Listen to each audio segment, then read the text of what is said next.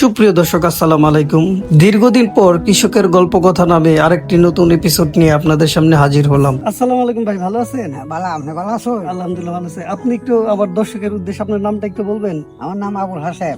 আমার এই ভিডিওর মূল উদ্দেশ্য যারা জানেন না তাদের জানানোর জন্য বলে রাখছি, গ্রামের সাধারণ কৃষকের একটু হাসি কান্নার গল্প আপনাদের সামনে উপস্থাপন করাই হচ্ছে আমার মূল উদ্দেশ্য। তাদের সহজ সরল বাচনভঙ্গি ভিডিও চিত্র মাধ্যমে উপস্থাপন করে কৃষকের প্রতি সবার ভালোবাসা ছড়িয়ে দিতে চাই। আচ্ছা, এই যে অল্প জায়গার মধ্যে আপনি অনেকগুলো কৃষি করেছেন, তো কি কি কৃষি করেছেন? যেমন এই আপনার এই লতি করছি, ঢেঁড়স করছি, নালিয়া করছি, সিম করছি, লাউ করছি, লাল শাক করছি।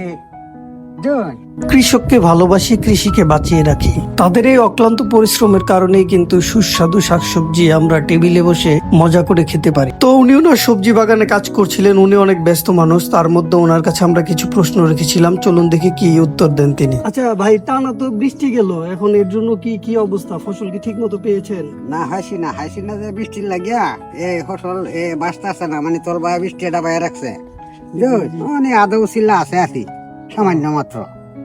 উনারা যেহেতু অনেক সহজ সরল এবং সাধারণ মানুষ, তাই আমি তাদেরকে সাধারণ প্রশ্নই করি যাতে আমি সহজে তাদের উত্তরগুলো নিতে পারি। তো ভাই, কি এগুলো কি নিজেরা খাওয়ার জন্য করেন, আপনি এগুলো বাজারে বিক্রিও করেন? কিছু কিছু কায়াম আর উপরিতরে বেশ পামো আছি।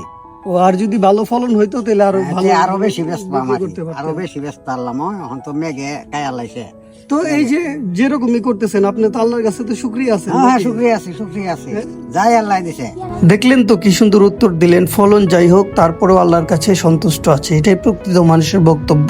তো আজ এই পর্যন্তই, আবারও দেখা হবে নতুন কোনো ভিডিওতে অন্য কোনো কৃষকের গল্প কথা নিয়ে। তো আপনাদের এই ভিডিওটি কেমন লাগলো অবশ্যই আমাকে কমেন্ট করে জানাবেন এবং আরো উৎসাহিত করবেন, যাতে আরো সাধারণ কৃষক মানুষের তাদের যেন হাসি কান্না আপনাদের সামনে আরো সুন্দরভাবে তুলে ধরতে পারি। সবাই ভালো থাকবেন, আল্লাহ হাফেজ।